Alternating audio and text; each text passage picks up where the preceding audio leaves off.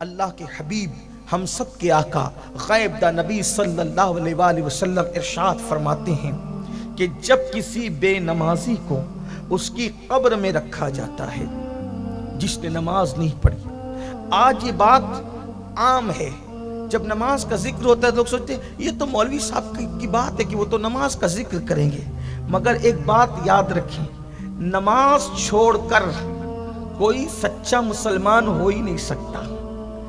مسلمان بننے کے لیے نماز ضروری ہے.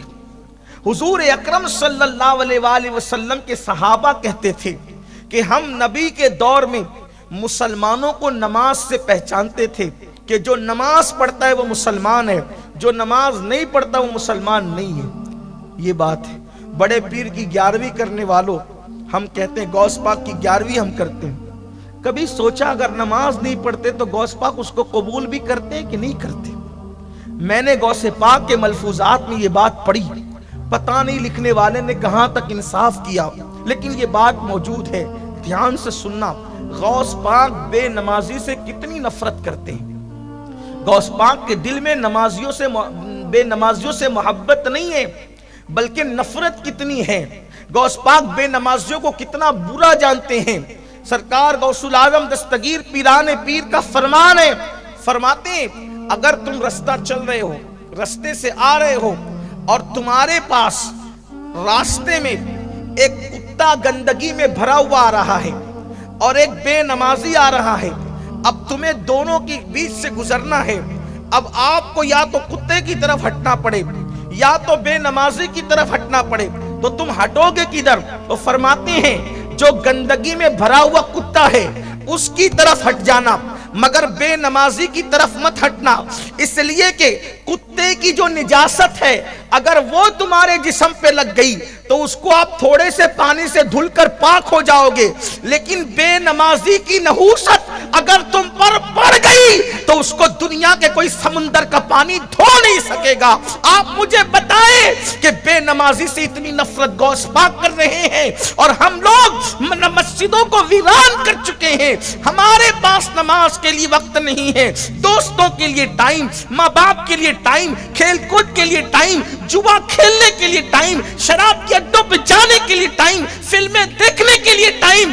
جس رب نے زندگی دی، جس رب نے دولت دی، جس رب نے قوت دی، جس رب نے بولنے کی زبان دی، جس رب نے دیکھنے کی آنکھیں دی، جس رب نے سب کچھ دیا، دھوکہ دینے والے لوگوں کے لیے ہم نے اتنا وقت دیا، لیکن اس اللہ کے لیے جس نے ہر نعمت ہمیں دی اس اللہ کے لیے ٹائم نہیں. آج مسلمان دھڑلے سے کہتا ہے مولانا ٹائم نہیں ملتا نماز کے لیے. واٹس ایپ چیک کرنے کے لیے نماز ہے، واٹس ایپ چیک کرنے کے لیے وقت ہے، فیس بک کے لیے وقت ہے، یوٹیوب کے لیے وقت ہے، کیرم کھیلنے کے لیے وقت ہے، تاش کے پتے کھیلنے کے لیے وقت ہے، ادھر ادھر بیٹھ کر کسی کی غیبت کرنے کے لیے وقت ہے. اللہ کی نماز کے لیے وقت نہیں ہے، اللہ کی عبادت کے لیے وقت نہیں ہے. سوچو اس غلام کا حشر کیا ہوگا جو اپنے آقا کی بارگاہ میں حاضر ہونے کے لیے وقت نہیں دیتا. جس رب نے سب کچھ دیا اس رب کے لیے ٹائم نہیں اپنے پاس. انجام کیا ہوگا؟ انجام کیا ہوگا؟ سنو، اللہ کرے کسی کے دل میں بات اترے، اپنے حال پہ رحم کر لو. اس سے پہلے کہ ہماری نماز جنازہ پڑھی جائے نمازی بن جاؤ. اس سے پہلے کہ موت کا فرشتہ آ کر ہمارے جسم کا تعلق ہماری روح سے توڑ دے بدل جاؤ، ورنہ پچھتانے کے سوا کچھ ہاتھ نہیں آئے گا. یہ بڑے بڑے مکانات، یہ بڑی بڑی کاریں، یہ بڑا بڑا بینک بیلنس، یہ بڑی بڑی جائیداد، یہ کھیتیاں سب یہیں رہے گی. کفن میں کچھ نہیں لے جانا ہے اعمال کے سوا. جو کفن میں لے جانا ہے اس کے لیے ٹائم نہیں، جو یہاں پڑی رہ جانا ہے اس کے لیے رات دن محنت. جھوٹ بول بول کے مال کما رہے ہیں، ناپ تول میں کمیاں کر رہے ہیں، لاٹریاں کھیل رہے ہیں، جوا کھیل رہے ہیں، سود کھا رہے ہیں. جو سب چھوڑ کر جانا ہے اس کے لیے رات دن محنت، جو قبر میں لے جانا ہے اس کے لیے کوئی محنت نہیں. تو اپنے سچے نبی نے فرمایا، میری ماں اور بہنوں کی بھی خاص توجہ، یہ بات صرف مردوں کے لیے نہیں ہے، یہ عورتوں کے لیے، ہر انسان کے لیے ہے. میرے آقا فرماتے ہیں صلی اللہ علیہ وآلہ وسلم کہ جب بے نمازی کو اس کی قبر میں رکھا جاتا ہے تو 99 سانپ 90 پر 9 99 सांप उसकी कब्र में डाल दिए जाते हैं अल्लाह की तरफ से। 99 सांप, ये कोई कहानी किस्सा नहीं, ये किसी आम इंसान की बात नहीं, ये अल्लाह के रसूल का फरमान। और नबी का की हदीस का इनकार करने वाला और मजाक उड़ाने वाला मुसलमान नहीं हो सकता। अपने नबी ने फरमाया, अपने सच्चे रसूल ने फरमाया, 99 सांप अल्लाह उसकी कब्र में मुसल्लत करता है। और उन सांप की ताकत का आलम क्या है? इरशाद फरमाया, वो जो 99 सांप है उसमें से एक एक सांप की कुव्वत का हाल ये है कि अगर वो सांप किसी पहाड़ पे डंक मार दे तो पहाड़ रेजा रेजा हो जाए।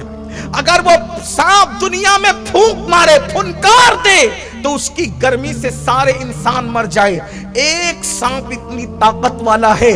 ऐसे ताकतवर 99 सांप बेनमाजी की कब्र में मुसल्लत किए जाते हैं।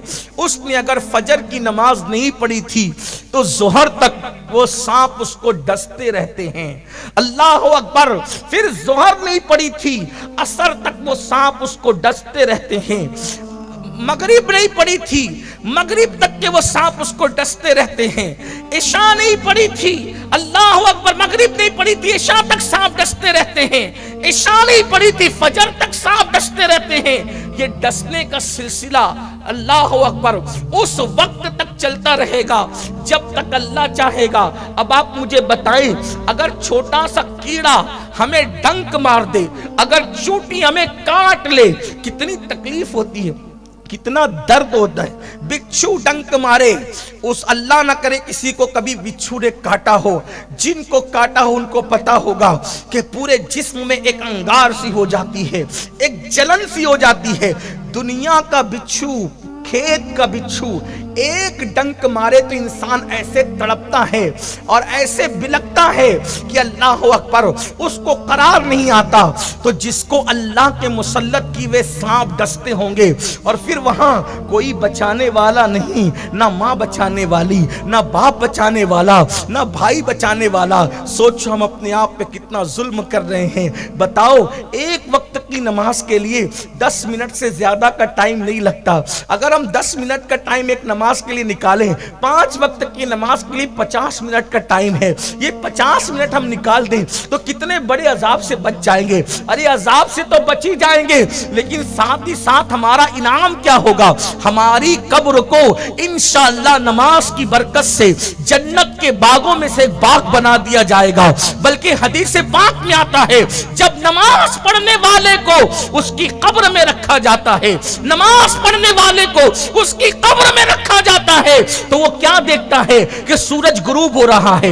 हर बंदे को जब कब्र में रखा जाता है तो क्या देखता है कि वो सूरज गुरूब हो रहा है, यानी असर का वक्त होता है। तो वो जो नमाजी होता है वो कहता है फरिश्तों से हटो हटो, अभी मैंने असर की नमाज नहीं पढ़ी है, क्योंकि उसको नमाज की आदत होती है। वो कहते हैं बाद में बातें होगी, पहले मुझे असर की नमाज पढ़ लेने दो, मेरी नमाज जाती है। और फरिश्तों को अल्लाह कहेगा, अब पूछते क्या हो, देखते नहीं कि मेरा बंदा मेरा कितना वफादार है, इसलिए इसके लिए जन्नत का बिस्तर लगा दिया जाए। और उस बंदे के लिए जन्नत का बिस्तर लगा दिया जाता है। और उस बंदे के लिए जब जन्नत का बिस्तर लगता है तो वो देखता है कि एक दुल्हन उसकी कब्र में मौजूद है, वो एक दुल्हन उसकी कब्र में मौजूद है। भाई छोड़कर चले गए, बच्चे छोड़कर चले गए, दोस्त छोड़ के चले गए, अहबाब छोड़ के चले गए, सब छोड़कर चले गए। वो परेशान था, लेकिन देखता है कि दुल्हन उसकी कब्र में मौजूद है। कहता है आप कौन है? तो वो घूंघट उठाकर कहती है, मैं तेरी नमाज हूं। जब मेरा वक्त आता था तो तू सबको छोड़ देता था, आज तुझे सबने छोड़ दिया है, तो तेरा दिल बहलाने के लिए अल्लाह ने मुझे तेरी कब्र में भेजा है। अब क़यामत तक मैं तेरा साथ देती रहूंगी, तेरा दिल बहलाती रहूंगी। इसलिए मेरे अजीज भाइयों, सफर में रहो तो भी नमाज पढ़ो, घर पे रहो तो भी नमाज पढ़ो, खुशी हो तो भी नमाज पढ़ो, गम हो तो भी नमाज पढ़ो। और याद रखना, ये मत सोचना अल्लाह मेरी कबूल करेगा कि नहीं करेगा, ये बात दिमाग से निकाल दो। یہ بات دماغ سے نکال دو، میں ان پڑھ ہوں، میں جاہل ہوں، میں تو دیہاتی ہوں، میں تو گوار ہوں، وہ میری قبول کرے گا کہ نہیں کرے گا؟ واللہ اس کی بارگاہ میں زبانیں نہیں دیکھی جاتی، اس کی بارگاہ میں تو دل کے جذبات دیکھے جاتے ہیں۔ جب کوئی بندہ دل سے جھک جاتا ہے، ایک ہی سجدے پر اللہ اس کو جنت کی بشارت عطا کر دیتا ہے۔ یہ ایک سجدہ جسے تو گرا سمجھتا ہے، یہ ایک سجدہ